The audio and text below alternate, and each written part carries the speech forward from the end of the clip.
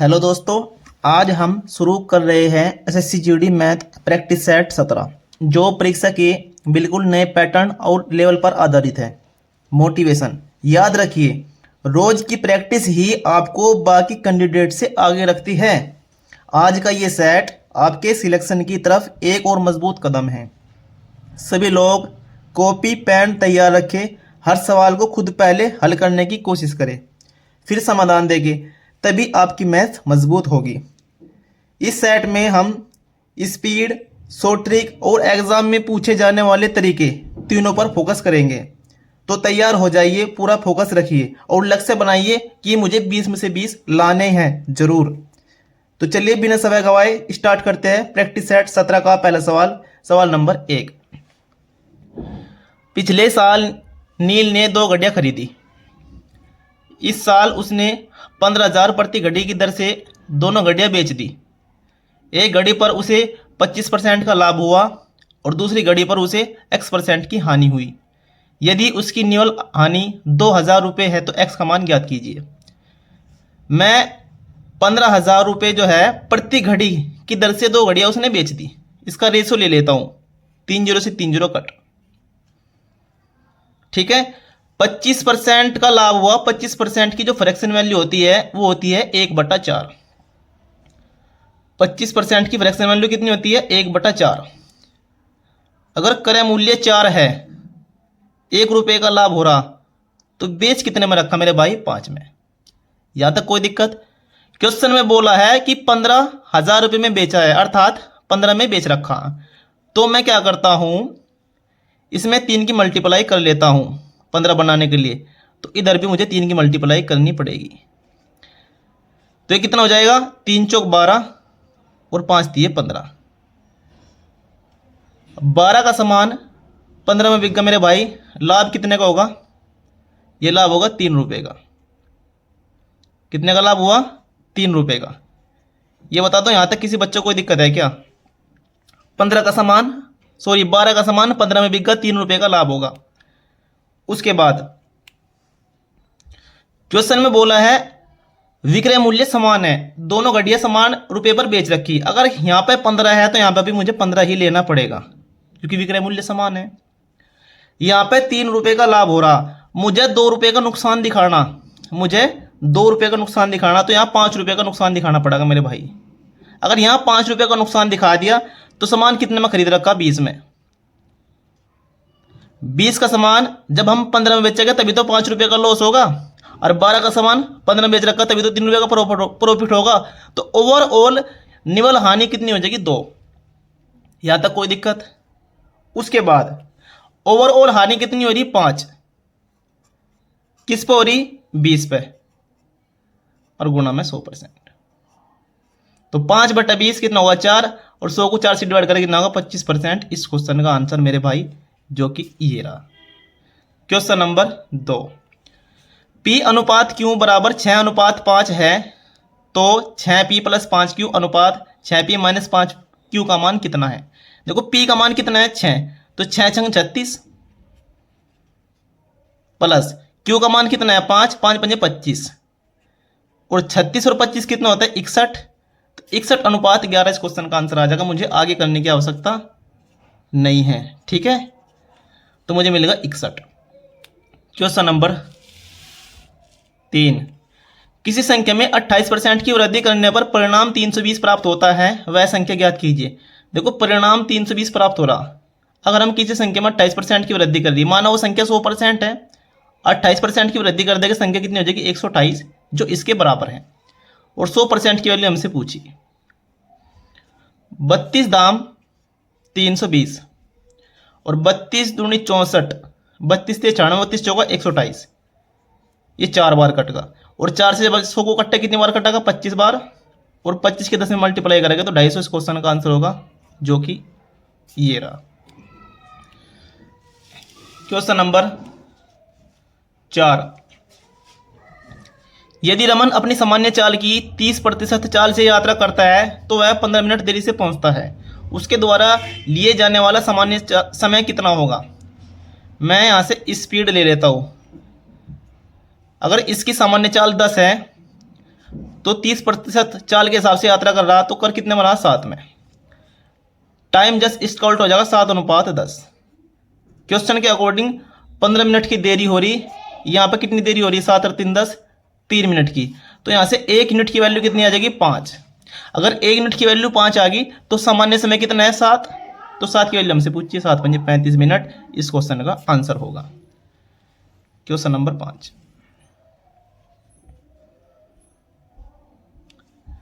60 metre लंबे एक बिजली के तार को 5-5 मीटर के बराबर खंडों में काटा जाता है। खंडों की संख्या गणना कीजिए। देखो 60 मीटर लंबा एक बिजली का तार है, 5-5 टुकड़ों में डिवाइड करना, तो 12 पंजे 60, तो खंडों की संख्या कितनी आ जाएगी? 12 इस क्वेश्चन का आंसर। Question number 6। श्याम किसी काम का 3/5 भाग 10 दिन में पूरा कर सकता है। राखी श्याम से 1.5 गुना कुशल है। राखी अकेले उसी काम को कितने दिनों में पूरा करेगी? जो राखी है वो श्याम से 1.5 गुना कुशल है। अगर श्याम की एफिशिएंसी 2 है तो राखी की एफिशिएंसी कितनी आ जाएगी? 3। ठीक है, क्योंकि राखी श्याम से 1.5 गुना कुशल है। यहाँ तक कोई दिक्कत? उसके बाद श्याम किसी काम का 3/5 भाग, अगर 3/5 भाग 10 दिन में कर रहा तो एक भाग कितने दिन में कर देगा? एक भाग कर देगा 10 पंजे 50 बटा 3 दिन में। कितने दिन में? 50 बटा 3 दिन में कर देगा मेरे भाई। और शाम कर कितने दिन में रहा? कितनी एफिशिएंसी के साथ कर रहा? शाम कर रहा 2 एफिशिएंसी के साथ। कितनी एफिशिएंसी के साथ? 2 एफिशिएंसी के साथ। तो यहाँ से निकल जाएगा टोटल वर्क 50 गुणा 2/3, यहाँ से आएगा टोटल वर्क। और हमसे क्या पूछा? राखी अकेले। राखी की एफिशिएंसी कितनी है? 3। तो राखी अकेले कितने दिन में कर देगी? इतने दिन में। तो 50 दूनी 100 और 3 3 9, तो 100/9 इस क्वेश्चन का आंसर होगा मेरे भाई, जो कि ये रहा। Question number 7।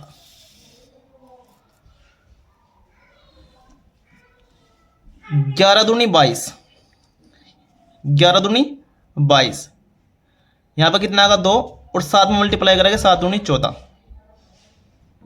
7 दूनी 14, और 25 चौका 100, ये तो होगा 25 चौका 100, 11 दूनी 22, 7 दूनी 14, ये माइनस के 14 और 4 दिए 12, 112 माइनस 14 कितना आ जाएगा? 98 इस क्वेश्चन का आंसर। Question number 8। एक मेज 8,500 रुपये में खरीदी जाती है और 8,000 रुपये में बेची जाती है, तो हानि प्रतिशत कितना है? मैंने 2 जीरो से 2 जीरो काट दी, रेशो बना लो। 5 17 पंजे 85 और 16 पंजे 80। 17 का सामान 16 में बेच दे, 1 रुपये का लॉस होगा। किस पे? 17 पे, और गुणा में 100%। 17 6 का 102, 17 पंजे 85 दशमलव 17 8 136, तो 5.8 के आसपास हमारा आंसर आ जाएगा, जो कि ये रहा। Question number 9। एक शर्ट का अंकित मूल्य उसके क्रय मूल्य का 2 गुना है। 20% का लाभ प्राप्त करने के लिए छूट प्रतिशत कितना होना चाहिए? इसने बोला जो क्रय मूल्य है एमपी अंकित मूल्य का 2 गुना है। एक शर्ट का अंकित मूल्य क्रय मूल्य का 2 गुना है। अगर क्रय मूल्य 1 है तो अंकित मूल्य कितना हो जाएगा? 2। इसे 100 मान लो आप, इसे 200 मान लो। उसके बाद 20% का लाभ अर्जित करवा रहा। अगर 20% का लाभ अर्जित करवा रहा, 200 का समान 20% का लाभ अर्जित करा रहा, सॉरी, अगर हमें 20% का लाभ चाहिए, क्रय मूल्य कितना है? 100%, 20% का लाभ चाहिए, तो समान कितने में बिकेगा मेरे भाई? 120 में। अब छूट परसेंट पूछा, क्या पूछा? छूट परसेंट।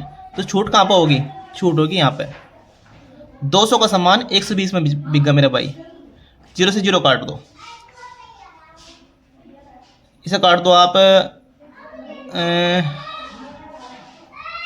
4 पंजे 20 और 4 3 12।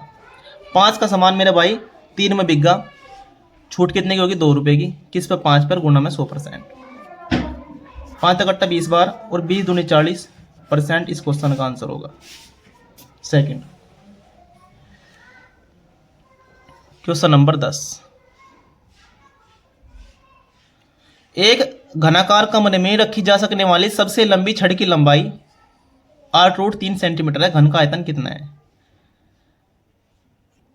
√3 ए की वैल्यू किसके बराबर दे रखी? 8√3 के। अगर हम घनाकार कमरे में कोई छड़ रखते हैं तो उसका जो विकर्ण होता है √3a। इसकी वैल्यू कितनी दे रखी? 8√3। तो यहाँ से a की वैल्यू कितनी आ जाएगी? 8, क्योंकि √3 से √3 कट जाएगा। अगर a की वैल्यू 8 आ गई तो घन का आयतन कितना होता है? a³। तो 8 का क्यूब कितना होता है? 8 घन 512। इस क्वेश्चन का आंसर। Question number 11।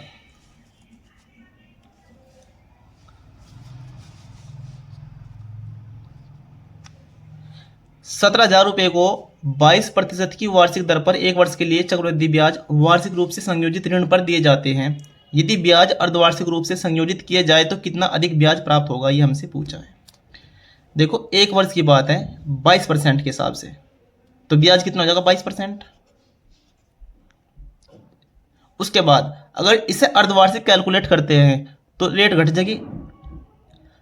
जाएगी। अर्धवार्षिक में 2 साइकिल बन जाएगी 11% की। तो 22 11% की 2 साइकिल बन जाएगी 11 × 11/100। ठीक है, तो 22 है तो 22 कट, ये आ जाएगा 11 वर्ग 121। तो 17,000 का 121, 1.21% हमें निकालना। आंसर जो भी होगा 1.1, इसके अंदर 11 छिपा हुआ है, 11 का मल्टीपल होगा। 7 के साथ 5 और 2 7, डिफरेंस आ गया 0, ये 11 का मल्टीपल है। 8 और 1 9, 9 तो 2 के साथ, ये 11 का मल्टीपल नहीं है। 4 और 2 6, 6 में तो 4 गए 2, ये 11 का मल्टीपल नहीं है। 8 8 और 2 10, ये 11 का मल्टीपल नहीं है। एक ही ऑप्शन 11 का मल्टीपल है। ठीक है, क्वेश्चन नंबर 12 को सरल कीजिए। देखो, 3 दूनी 6 और 6 पंजे 30, कितना का? 5 + 2 7। इस क्वेश्चन का आंसर।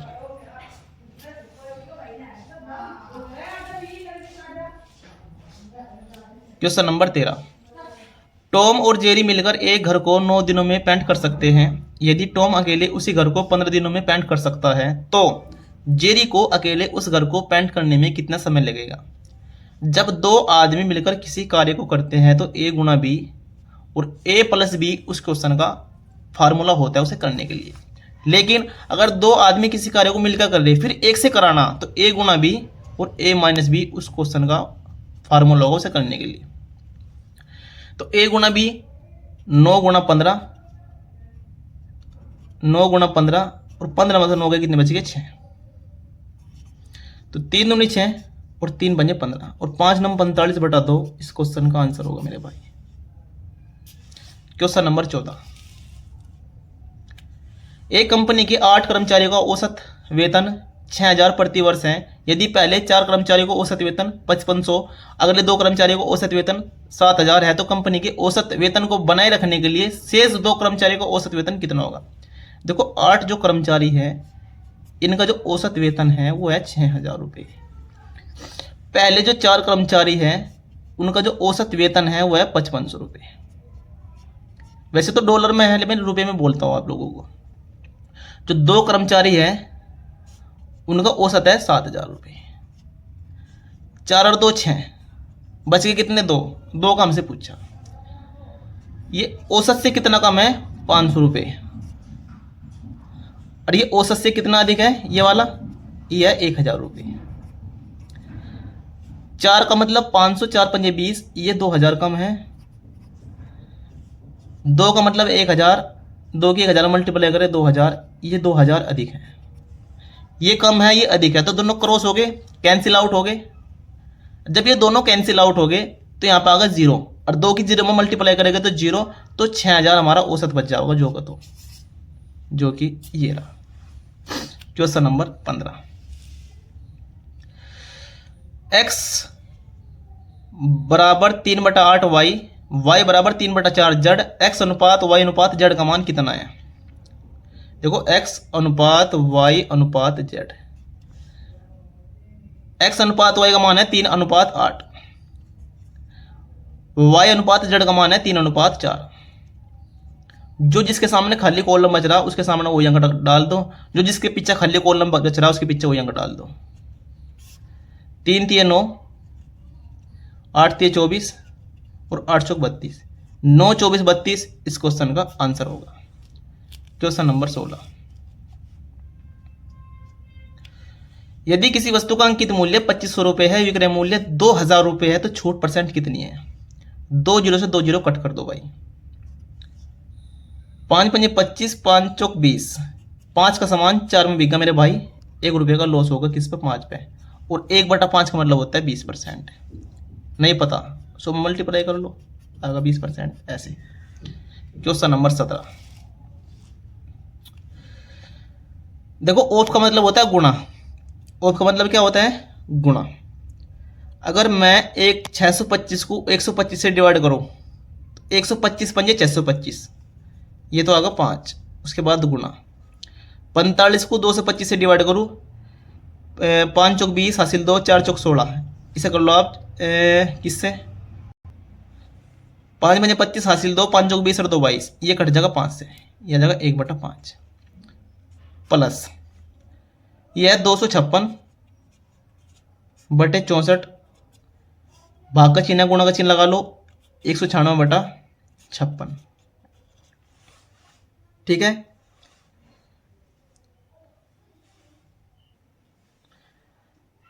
चार चौक 16 हासिल 1, 6 चौक 24, 1 25, 64 चौका 256, 4 से काट दो से, कितनी बार कट जाएगा? 4 एकन 4, 4 चौक 16, ये कटेगा 14 बार। 14 से काट दो, 14 एकन 14, 14 चौका 56, यहाँ पे 14 और 5 से 5 को काट दो, यहाँ पे आ गया 1, तो 1 + 14 15 इस क्वेश्चन का आंसर होगा। क्वेश्चन नंबर 18, एक निश्चित धनराशि पर 3/2 वर्ष और 7/2 वर्ष के लिए 12% वार्षिक की दर पर साधारण ब्याज के बीच का अंतर 1920 रुपये है। धनराशि कितनी है? देखो अंतर जो है वो साधारण ब्याज का कितना है? 1920 रुपये। देखो 12% तो कॉमन है, 3/2 वर्ष में भी और 7/2 वर्ष में 12% तो कॉमन है। 3/2 का मतलब होता है 1.5 1.5 और 7/2 का मतलब होता है 3.5 3.5। ये है टाइम, ये 1.5 साल, ये 3.5 साल, तो डिफरेंस कितना आ जाएगा मेरे भाई? 3.5 में से 1.5 घटाओगे कि डिफरेंस कितना आ जाएगा? 2। कितना आ जाएगा? 2। जो डिफरेंस आ जाएगा 2 आ जाएगा 2 साल। 2 साल के हिसाब से 12% में कितना ब्याज मिल जाएगा? 12 दूनी 24, और 100% की वैल्यू हमसे पूछ 24 8 192, और 80 की जब मैं 100 में मल्टीप्लाई करूंगा तो 8000 इस क्वेश्चन का आंसर होगा। क्वेश्चन नंबर 19, 5 क्रमागत विषम संख्याओं का औसत 21 है। इन 5 संख्याओं में सबसे बड़ी संख्या कौन सी है? देखो 5 क्रमागत विषम संख्या, तो 2 इधर रही होगी और 2 इधर रही होगी, तो सबसे बड़ी संख्या पूछी। देखो क्रमागत विषम, एक हो जाएगी 23, एक हो जाएगी 25, तो बड़ी पूछी तो 25 इस क्वेश्चन का आंसर हो जाएगा मेरे भाई। क्वेश्चन नंबर 20, जो इस मॉक का अंतिम क्वेश्चन है। अनिल अपनी आय का 30% एक स्कूल को दान करता है, शेष का 70% अपने बैंक में जमा करता है। यदि उसके पास अभी भी 9,765 रुपये है तो अनिल की आय कितनी है? माना अनिल की आय 100% है, 30% स्कूल को दान करता है, अब उसके पास कितना बचा? 70%। जो शेष है 70%, उसमें से भी 70% अब बैंक में जमा कर दिया, अब कितना बचा? 30%। तो 70 का 30% कितना होता है मेरे भाई? ये होता है 21। कितना बचा? 21। क्वेश्चन के अकॉर्डिंग बच कितना रहा? 9,765। ये 21 की वैल्यू है और 100 की वैल्यू हमसे पूछी, तो 9,765 बटे में 21 और गुणा में 100। 21 चौक 84, 21 चौक 84, 21 पंजे 105, 21 छीका 126 और फिर 21 पंजे 105, तो 40,500 इस क्वेश्चन का आंसर हो जाएगा मेरे भाई। Thank you.